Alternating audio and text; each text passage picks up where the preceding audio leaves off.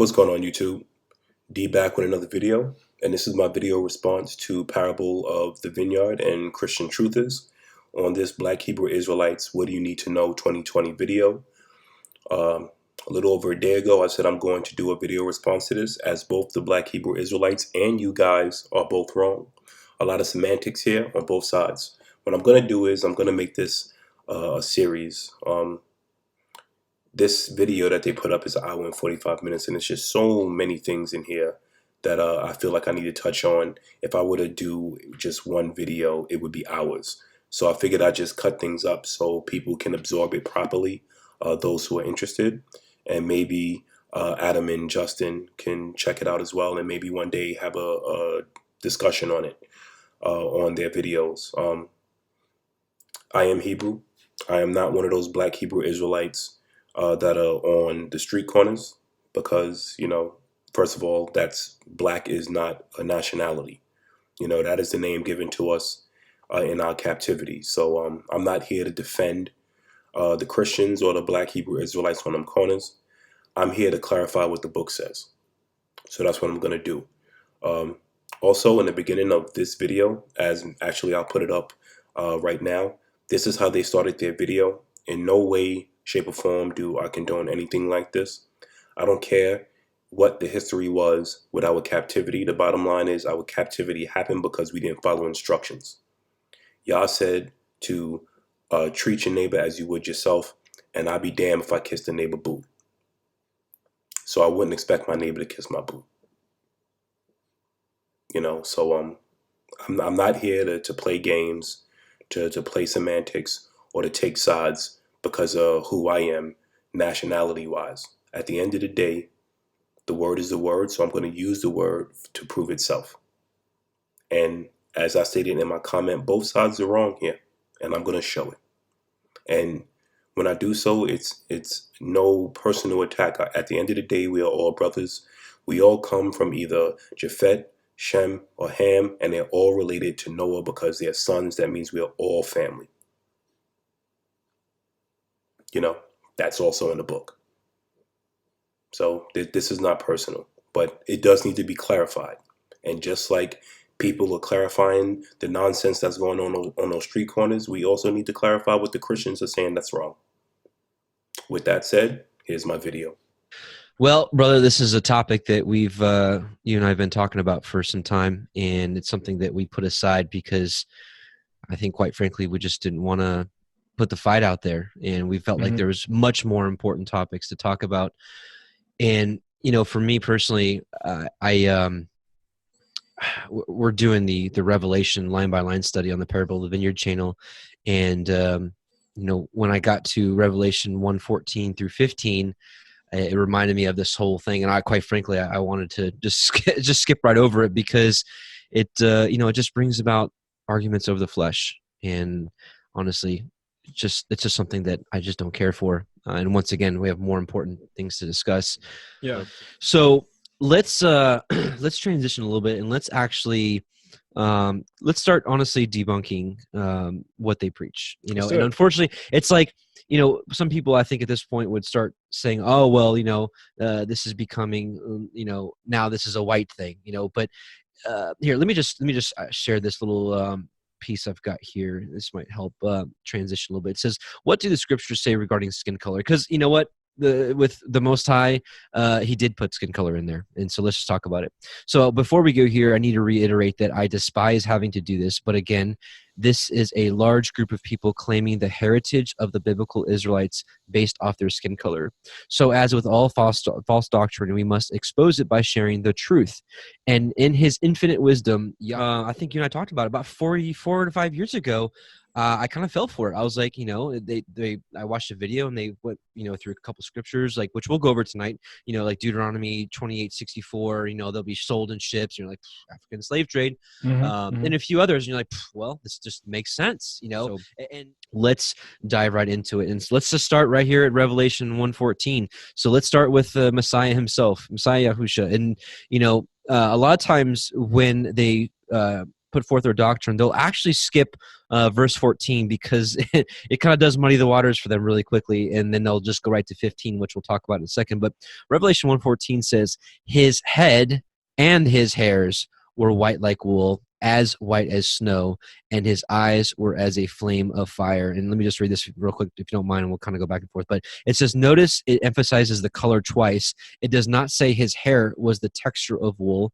but the color then continues to reinforce his complexion being white as snow. Backing up to the beginning of that verse, it says his head was also white alongside of his hair. Justin, what do we do with that, right? Other than take it at face value, have we not learned our lesson with biblical earth, pillars, unmovable, compass upon the face of the deep, so on and so forth? So I think you and I both agree that it means what it says. So what they'll do, right? So, again, it just clearly just says that his head and his hairs were white, so it's clearly saying his head was white, right? And so anyways, let's just keep going because we've got a lot to cover tonight. So here's the one where they definitely use to kind of put forth their doctrine. It says, and his feet like unto fine brass, as if they burn in a furnace. So let's take a look at the Greek word used for fine brass, because I think we've got to be Bereans on this matter to search it out. So here is, we're at Strong's, and I don't even want to pretend how to pronounce that. Yeah. So that word here, it says, root word etymology here, it says, in the implied mean of whiteness or brilliancy. This is the use of fine brass. So it is only, the word was only used twice here. And so let's take a look at what fine brass looks like. Here's just a couple examples of what fine brass looks like. Right. Yep. And then really quickly, let's also look at brass in a furnace. So he's got a handful of brass here, and I'm just gonna skip ahead. This is what brass looks like in a furnace. Mm-hmm. Yeah. Here, there's more. Hold on, let me skip. Here we go. So here you go. This is, you can see that, it gets so hot that it's like almost there, that right there. It's so hot that it's like a white. And this is what I would imagine what like an angel, or even more so what Messiah would look like right there. See that like that brilliance. That's what I think that word is trying to express, was that just brilliancy right there, right there. That's what I think he was seeing right there. That's not black. Right. And then just putting it in layman's terms here. Right. And here he's finessing it out. But any case, so that's I think that's a pretty good dissection of what was trying to be conveyed here with feet like unto fine brass, is that they burned in a furnace. That, I think, this is the whole point of what they were trying to convey here, is that it was like brass. It was what brass looks like when it's burning, and we saw that white brilliancy kind of as we saw here in the concordance. Well, generally speaking, I think we're seeing an explanation of someone in a glorified state, right? And we've done all this reading of some of the apocryphal books, including the first book of Adam and Eve. It talks about how they were wrapped in light before the fall, and so we can only assume that if we're going to go back into perfection, we're also going to be wrapped in light once again. And so it makes sense that these angels and Messiah, when he returns, are going to be so ridiculously bright. Right. I don't know how you pull, sub-Saharan African out of that. Right. Middle Eastern, maybe. Maybe. Right.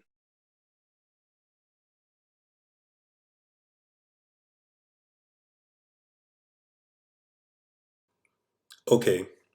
Now that I have set up what I wanted to discuss, I want to start off by saying that nothing they said in terms of the description that they read in Revelation, I disagree with, and I take it literal. And I also agree, I'm going to double down here.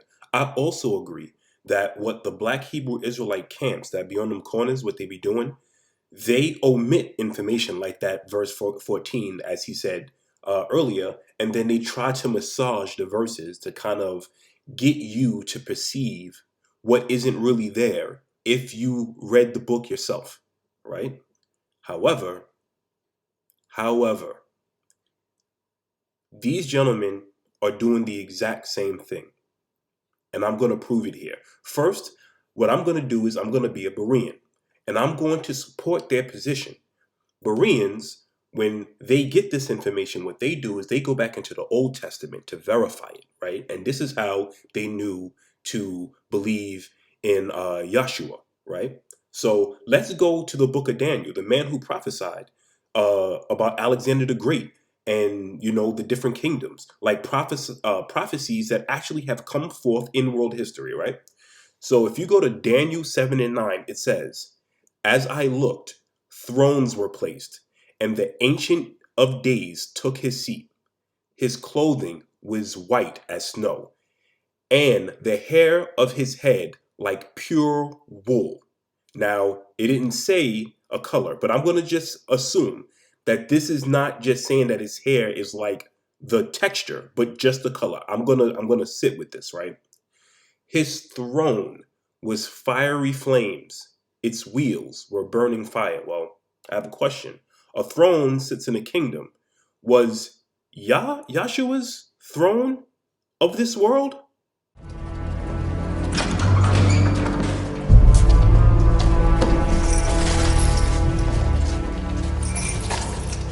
So, tell me who you are. Are you the king of the Jews? Are you asking?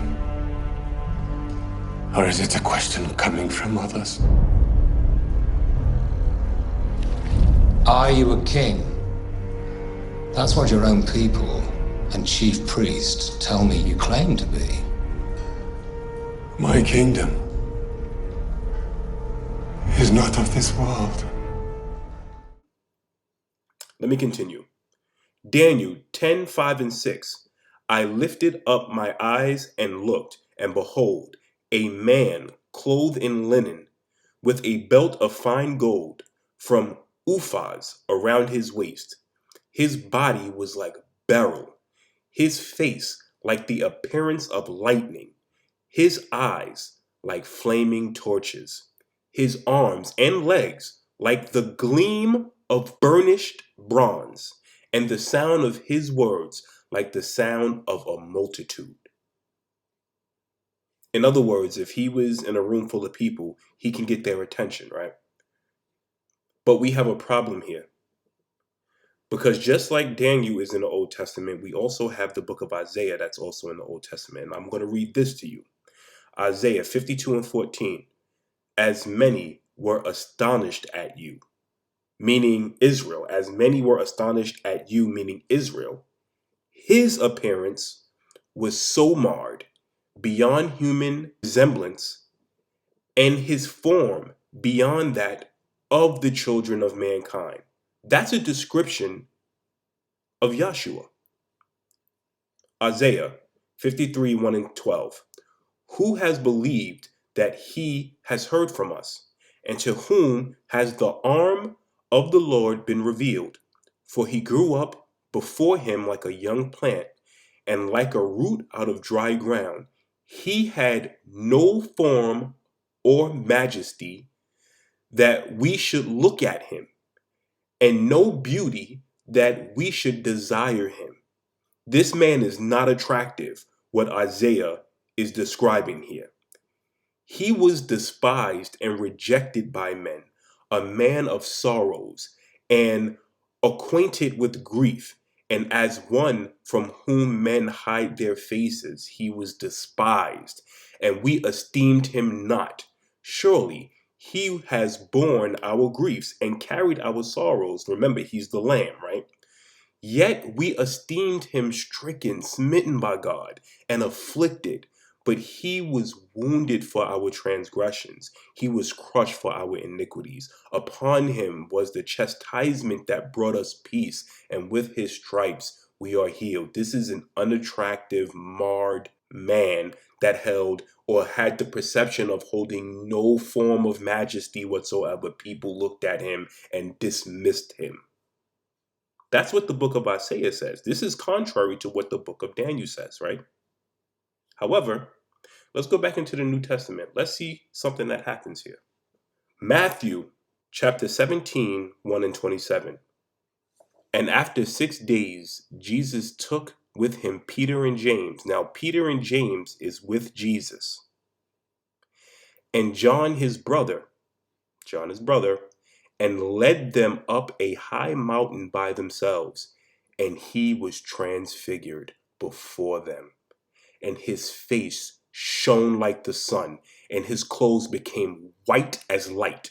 And behold, there appeared to them Moses and Elijah talking with him. And Peter said to Jesus, Lord, it is good that we are here. If you wish, I will make 3 tents here, one for you, and one for Moses, and one for Elijah. And he was still speaking when, behold, a bright cloud overshadowed him, and a voice from the cloud said, This is my beloved Son, with whom I am well pleased. Listen to him. What John the Revelator seen was the transfiguration of Yahshua, not the Yahshua that walked the earth. The Yahshua that walked the earth was described in Isaiah 52 and 53.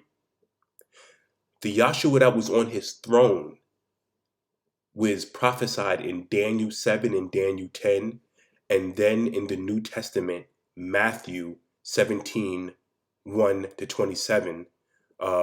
During that chapter, it shows how it went from the Yahshua that they knew, the marred one, the one that held up no majesty, to what he looked like when he's transfigured. Now, why is that important? Let's find out. Let's go to Google.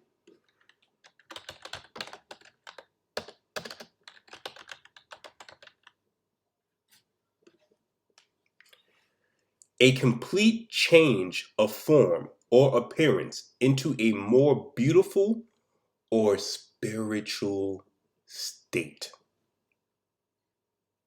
I'm going to read that again. A complete change of form or appearance into a more beautiful or spiritual state. Why is this important, viewers? This is the answer. Flesh is not in heaven. It is impossible for these gentlemen, whether it's the Black Hebrew Israelites or Christians, to read the book of Revelation and say that this is in regards to skin color. Because this is Yahshua in his glory, in spirit. This is the reason why people have a problem when they say, well, how can you take something like this so literal? And then they talk about it being metaphors, and then say, see, his eyes is a flame of fire. That means he was drinking on wine and his eyes was red. No. What is being described is what he looks like in spirit form. It has nothing to do with skin color. Let me back that up. 1 Corinthians 15 and 50. Now this I say, brethren, that flesh and blood cannot inherit the kingdom of God, nor does corruption inherit incorruption. Let me read the New International Version, because sometimes I do like how they plainly put it.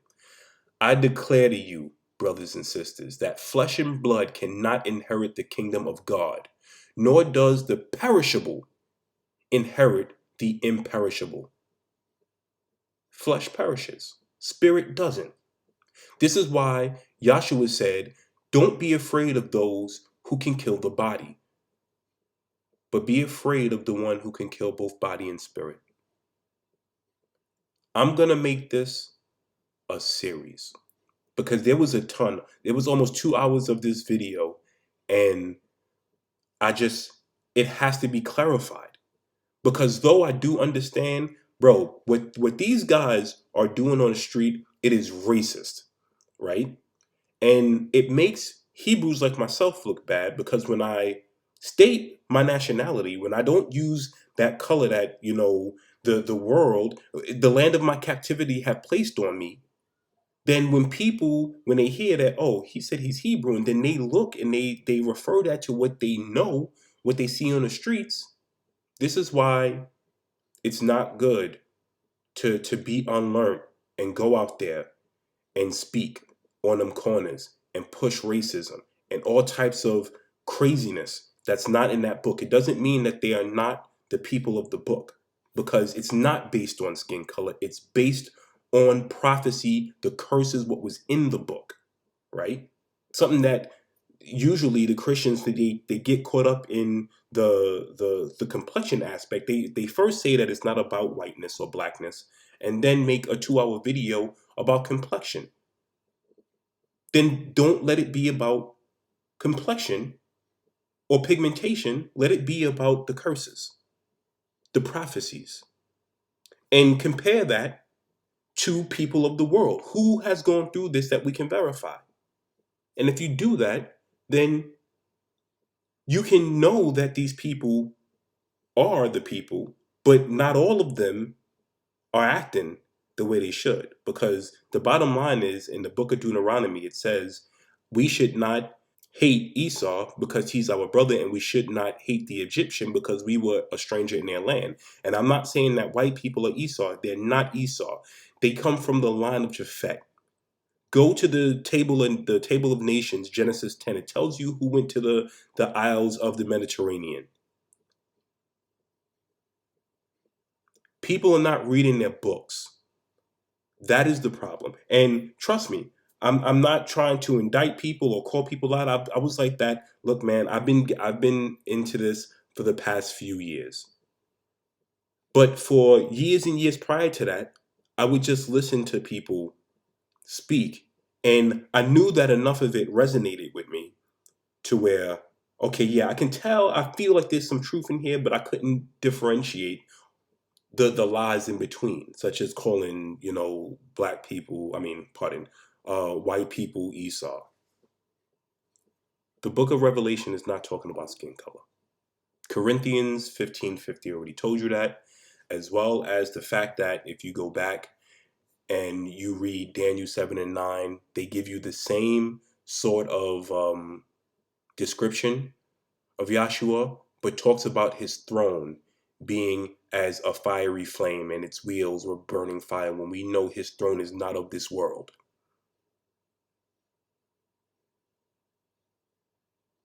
Till next video. I'm going to make this a series. There's certain things that I just need to cut up. It takes time to do these things, but I just want to make sure that when I present this is not coming from any sort of hate. These are brothers. If you are dealing in Yahshua and Yahuwah, and you're trying to better yourself, then we are family. Period. I'll let God sort that one out. That's not my responsibility. He told me to love my neighbor like I love myself. That's it. So all of this hate and what's going on them street corners, I agree 100% with these two gentlemen, but what they put in this video is incorrect. Right. I don't know how you pull, sub-Saharan African out of that. Right. Middle Eastern, maybe. Maybe. Right. And no, you cannot get a Middle Eastern person from the description in Revelation, because it's not talking about skin color. People pretend like they're not dealing in skin color while defending skin color. That is what's happening. Till next video.